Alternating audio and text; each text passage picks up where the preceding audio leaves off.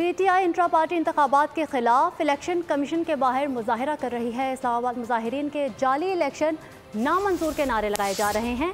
PTI intra party election कलादन करार देने का मुतालिबा भी कर दिया गया है। इसी पर बात करने के लिए हमारे साथ मौजूद हैं अकील अहमद हमारे साथ मौजूद हैं। अकील, बताइएगा कि एहतजाज किया जा रहा है इंट्रा पार्टी इलेक्शन के खिलाफ, आप क्या मनाज़िर देख रहे हैं?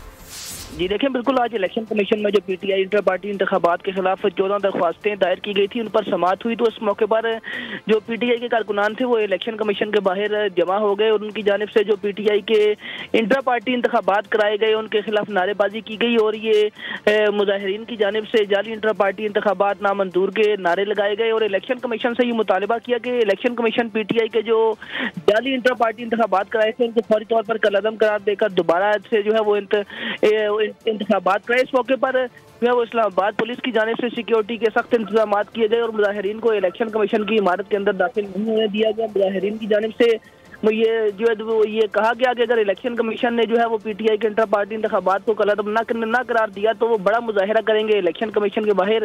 इस वक्त जो है मुजाहिरीन मुंतशिर हो चुके हैं और उनकी जानिब से ये कहा गया कि अगर इलेक्शन कमीशन ने उनका मुतालबा ना माना तो अगली बार वो बड़ी तादाद में जमा होंगे और इलेक्शन कमीशन के खिलाफ ये जो जाली पार्टी इंटर पार्टी इंतखाबात कराए इसके खिलाफ जो है वो बड़ा मुजाहिरीन का कहना है कि अगर हमारा मुतालबा ना माना तो अगली बार बड़ी तादाद में आएंगे। अकील अहमद हमें इस हवाले से अपडेट कर रहे थे, आपका बहुत शुक्रिया। सब्सक्राइब करें और बेल दबाएं ताकि कोई खबर रह न जाए।